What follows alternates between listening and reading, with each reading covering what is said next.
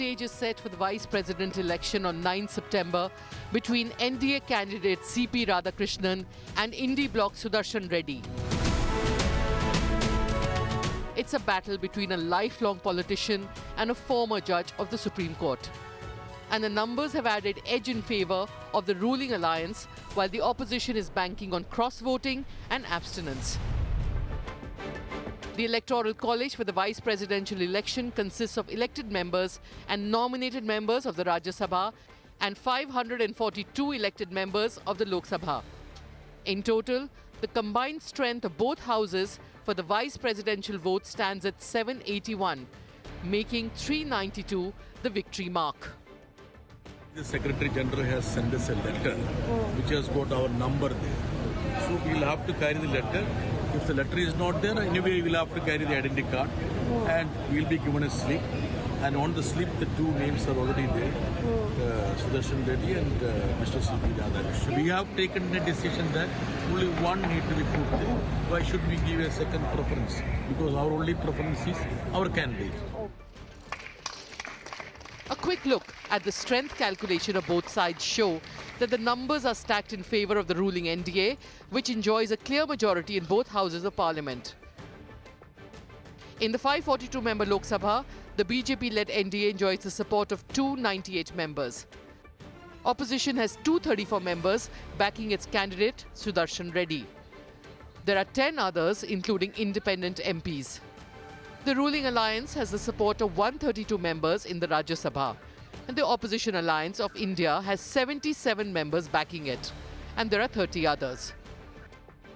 The NDA is clearly leading with a promise to comfortably cross the victory mark of 292. The BRS and BJD have decided to stay away from the vice presidential elections. The Biju Janata Dal has decided to abstain from the vice presidential elections tomorrow. The Biju Janata Dal remains equidistant from both NDA and India alliances. We are focused on the development and welfare of Odisha. కానీ ఇవాళ వాళ్ళు ఇద్దరు అభ్యర్థులు కూడా రెండు వ్యవస్థలకు ప్రతినిధులు. అటు ఎన్డీఏ ఇటు ఇండియా, ఈ రెండు కూటమిలకి వారు ప్రతినిధులు. వారు వ్యక్తులుగా కాదు నించున్నది, ఇండిపెండెంట్గా నించోలేదు. ఒకరు కాంగ్రెస్ తరపున, ఒకరు బీజేపీ తరపున నించున్నారు. ఇటు కాంగ్రెసు అటు బీజేపీ ఇద్దరూ కూడా ఈ రాష్ట్ర రైతులను వేధిస్తున్నారు, సతాయిస్తున్నారు, చావగొడుతున్నారు. వాళ్ళు ముష్టి యుద్ధాలకు తిరిగే ఒక అరాచక పరిస్థితి తెచ్చిపెట్టినారు.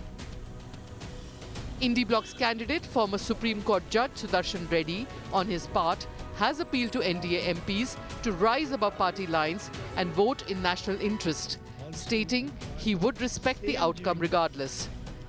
Despite being in the comfortable winning position, the NDA has asked all its MPs to take part in a breakfast meeting on Tuesday morning ahead of the poll. Bureau Report, India Today.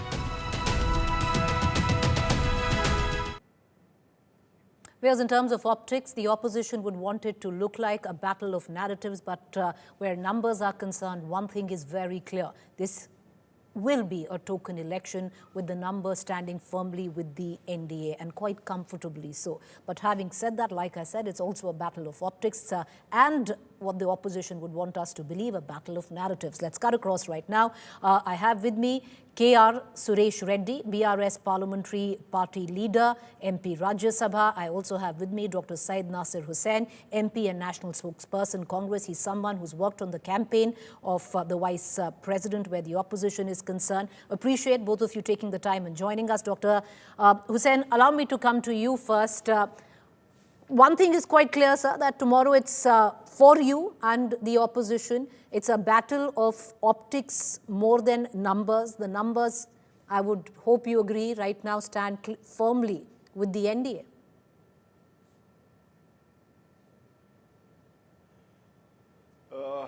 The NDA may claim that there are numbers with them, but as the entire combined opposition mentioned when we actually chose the candidate and what the candidate said thereafter is very clear. It's a battle of ideologies, it's a battle of political positioning, it's a battle about how we see the contemporary politics in India, it's a battle about how we want to implement the constitution in its letter and spirit. It's a battle between two sets of ideas in this country. Certain parties chose not to be a part of this contest, but then we respect their positions. For us, given the circumstances, because vice president is not just the vice president of the country, vice president also is the chairperson of the Rajya Sabha. We have seen what happened in Rajya Sabha in the past few years, how things have deteriorated, how opposition was silenced, how opposition was cooled, how opposition was not allowed to speak, how mics were put off, and how the issues that were relevant issues that were raised by the opposition were not entertained as and not accommodated as a part of debate and discussions in the House. How when the bills came and the opposition cooperated, but still the treasury benches didn't want any issue that was raised by the opposition to be discussed in the parliament. So we thought we wanted to have an candidate not from any party, candidate who is not partisan, candidate who is not biased, a candidate who will uphold the values and the spirit of the constitution.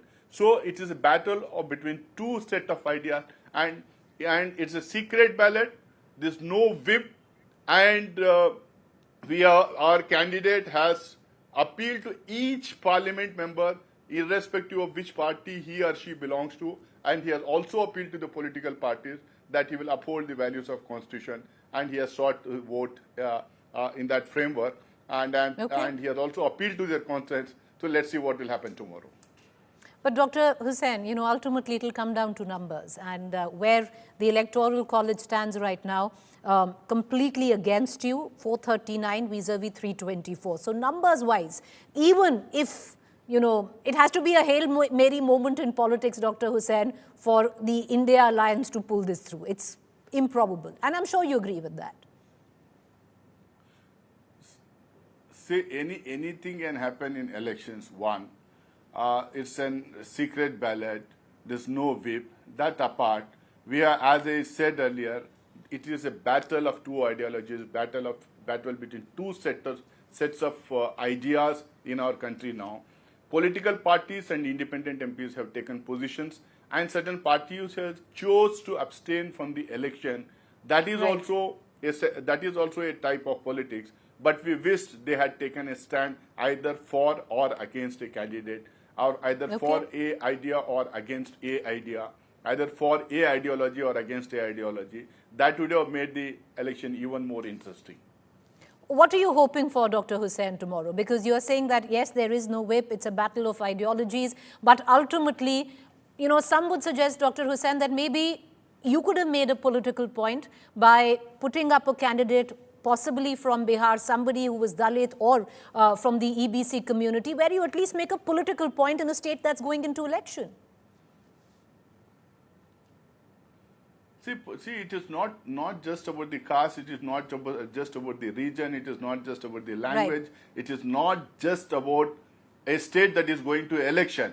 For us, if elected, what will the Vice President of India do? As I mentioned earlier, in the given circumstances, we have given the best candidate who has spoken his mind out, who has an impeccable record as a legal luminary in this country. 53 years, वो अपने सीने सी constitution को लगा लेके काम किए हैं. He was a judge of Andhra Pradesh High Court. He was the Chief Justice of combined High Court of the combined states. Someone also, sir, one final question. But Dr. Hussain, someone also that the Congress opposed when he was the local and is known for his.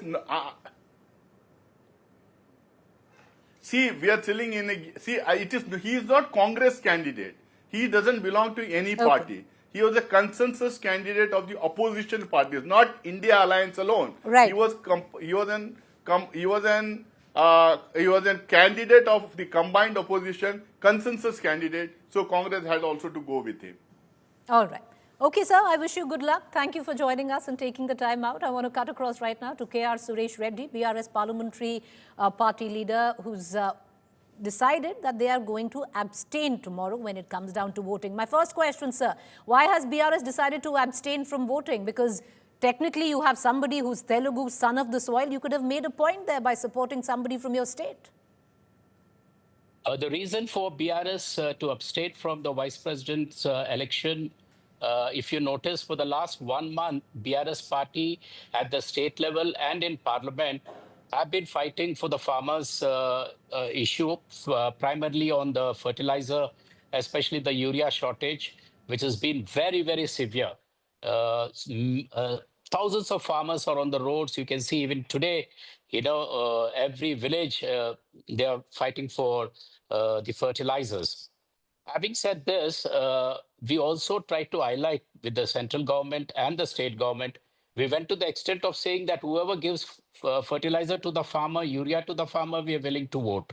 So went to that extent, but unfortunately, it fell on deaf ears.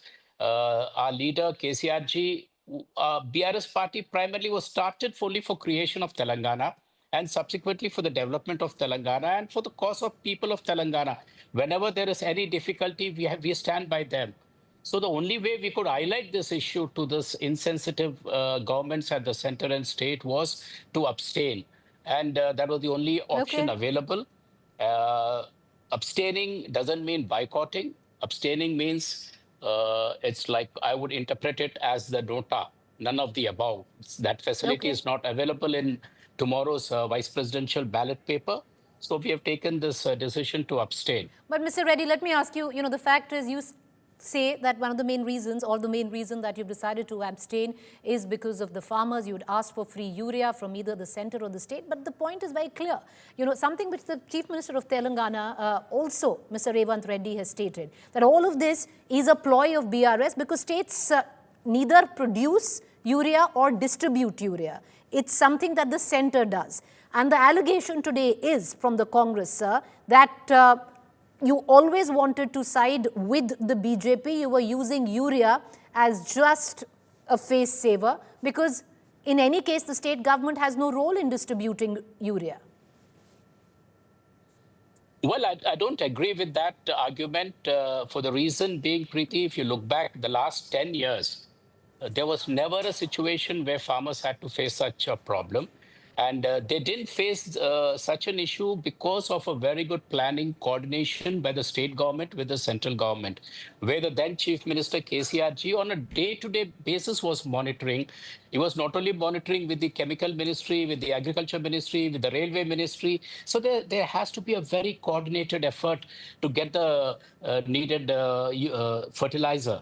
Unfortunately, here both the governments were not very sensitive to the needs. There was lack of planning. The bureaucracy was not alert. They could not assess. So all these factors kicked in. And it's not that we just said today and we are abstaining tomorrow. This is a demand which has been going on for a month. And even today and probably tomorrow on the polling day, also there will be a huge turmoil for urea supply in Telangana. Now, having said this, you should also look at the fact what the the ministers from Delhi did in Hyderabad. There's this central minister who represents Telangana. He comes to Hyderabad and says, we don't require BRS support. I mean, such arrogance is not good for any democratic setup. And then we have the Congress party, the central leadership here tries to, get to kind of coordinate with us. But then what happens in Hyderabad? Hyderabad, you get to see at the district level, at the village level, BRS workers being harassed and victimized. So in a situation like this, what we call it the devil and deep sea situation, and fundamentally the aspirations of the people of Telangana are being let down by both the governments. The only option left for a leader was to abstain. And since there's no provision of nota, we have decided to abstain. All right, so appreciate you joining us, Mr. Reddy. Thank you there. We're going to keep a keen eye on all developments tomorrow when the voting begins at 10 a.m.